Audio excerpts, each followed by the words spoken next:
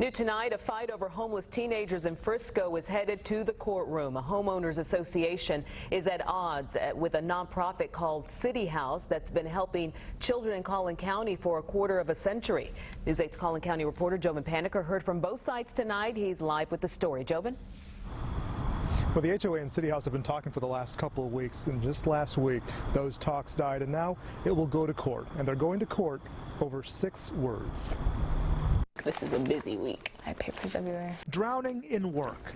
Life of a senior in high school. You should look at my planner. Dominique Parker's AP class load is just that. I have to write a 2-page paper for sociology. A load. Another 2-page paper for AP literature. Study for my AP Econ quiz. But as she studies for these tests, her biggest one is the one she's still taking. It's been a long time, but I just take it day by day, really. What is hard to tell here is what is hard to talk about for Dominique. She's homeless. Because, what's projected on TV is those crazy people that are homeless. Family conflict put her here. She now lives in this place she made home with one other woman and a child. It's operated by City House, essentially a shelter. But this home in Frisco is in a tug of war between the HOA and the homeless group. It's going to court, and the difference boils down to 6 words related to single-family residential purposes. The 6 words come down to what is the definition of a single-family dwelling. The HOA of this deed-restricted community says girls from different families breaks the covenant. Attorney Chad Robinson tells us, "We all think it's a great cause, but our covenants only permit single-family residential use." The HOA says it's not fighting to remove City House. They're fighting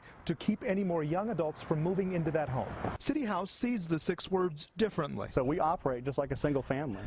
We're no different than a foster home or someone with a foreign exchange student. Both sides were hoping to avoid court and come to an agreement, but late last week, talks fizzled.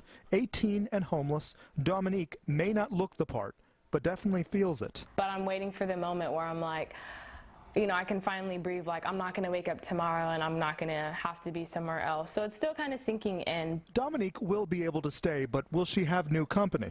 A judge will decide the future of this home, and call it irony.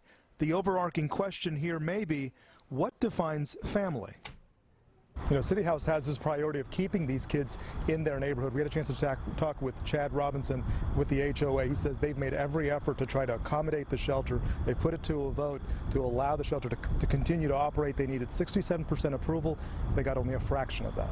Reporting live here in Frisco, Jovan Paniker, Channel 8 News.